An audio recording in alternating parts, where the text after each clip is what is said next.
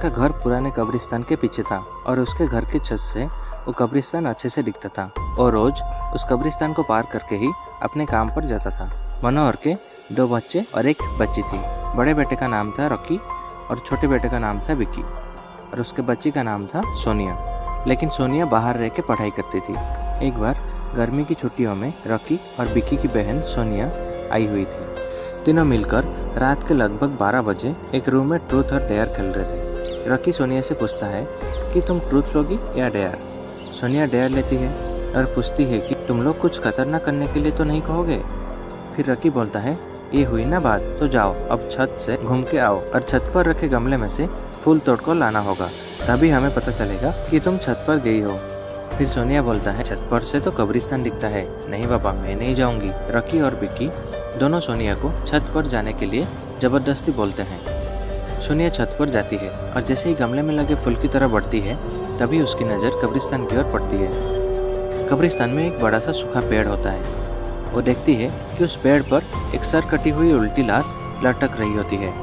सोनिया उसे देखती है और जोर से चिल्लाती हुई बेहोश हो जाती है। फिर जब सोनिया बहुत देर तक छत पर से नहीं लौटती है तो रॉकी और विक्की दोनों डर जाते हैं और वो छत पर जा करके देखते हैं तो पाते हैं कि सोनिया बेहोश पड़ी है।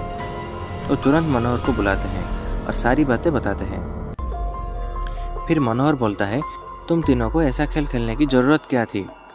और रॉकी, तुम तो जानते हो उस कब्रिस्तान के बारे में कैसी कैसी खबरें आती है, फिर भी तुम सोनिया को रात में छत पर जाने के लिए क्यों भेजा। फिर रॉकी बोलता है सॉरी डैड, मुझसे गलती हो गई, हम आगे से ऐसा नहीं करेंगे। फिर मनोहर बोलता है और फिर कभी दोबारा ऐसा काम किया तो तुम दोनों को उसी कब्रिस्तान में छोड़ाऊंगा। फिर उसी समय सोनिया जाग जाती है। फिर मनोहर पूछने लगता है अच्छा सोनिया बेटी, ये बताओ तुमने वहाँ पर ऐसा क्या देख लिया कि तुम वहीं बेहोश हो गई। सोनिया सहमी हुई हालत में मनोहर को सारी बातें बताती है कि उसने क्या देखा। मनोहर ने उस कब्रिस्तान के बारे में ऐसी खबरें पहले भी सुनी हुई थी, इसलिए वो सोनिया को डांटता नहीं है और बच्चों को संभल कर रहने की सलाह देता है। एक दिन मनोहर को काम से छुट्टी मिलने में देर हो जाती है और उस दिन उसे ऑटो भी नहीं मिलता है। वो पैदल ही घर की ओर चल पड़ता है। इधर विक्की और रॉकी दोनों आपस में बात करते हैं। रॉकी बोलता है विक्की, तुम्हें क्या लगता है सोनिया ने जो कहा वो सच है? मुझे तो लगता है कि वो सिर्फ बातें बना रही है, वो उसका भ्रम होगा। फिर विक्की बोलता है अरे नहीं भाई, तुमने उसकी हालत देखी नहीं, एक दिन भी और वो यहाँ रुकने की तैयार नहीं थी। मुझे लगता है कि उसने सच में कुछ दिखा होगा। फिर रॉकी बोलता है चलो हम कब्रिस्तान में जाकर खुद ही देख लेते हैं। फिर विक्की बोलता है अरे भाई, तुम पागल तो नहीं हो गए हो? मुझे अपनी जान बहुत प्यारी है, मैं कहीं नहीं जाऊँगा और तुम भी मत जाओ। विक्की के मना करने के बावजूद रॉकी नहीं मानता है और वो अकेले ही कब्रिस्तान की ओर चल देता है। कब्रिस्तान का दरवाज़ा खोल के अंदर चला जाता है। वो वहाँ पे उसी पेड़ की ओर भी दिखता है जिस पर सोनिया को सर कटी हुई उल्टी लाश दिखी थी।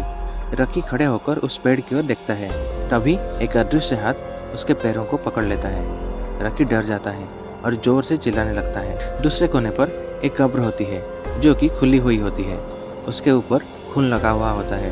वो अदृश्य हाथ रॉकी को खींच कर लेता है और उस कब्र में ढकेलने की कोशिश करने लगता है। रॉकी चिल्लाता है छोड़ दो, मुझसे गलती हो गई, मैं फिर यहाँ कभी नहीं आऊँगा, मुझे मत मारो, मुझे जाने दो।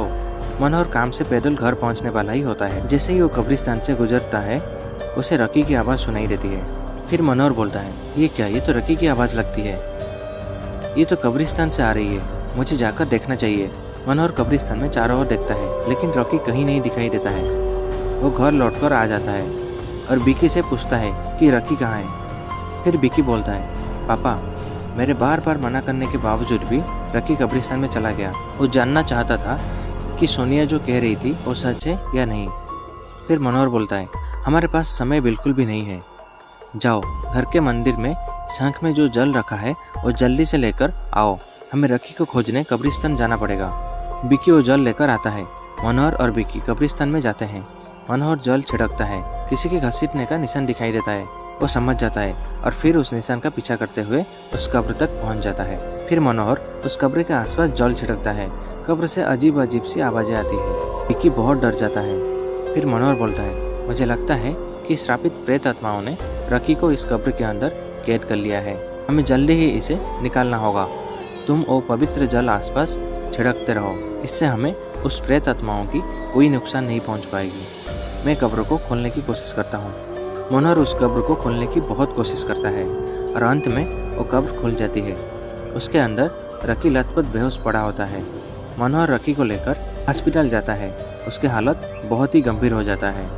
उस दिन के बाद मनोहर उस घर को छोड़कर शहर से दूर एक दूसरे घर में अपने पूरा परिवार के साथ रहने चला जाता है। तो दोस्तों, आपको ये कहानी कैसे लगी कमेंट करके हमें ज़रूर बताइए। और आज के लिए इतना ही, फिर मिलते हैं एक नया स्टोरी के साथ।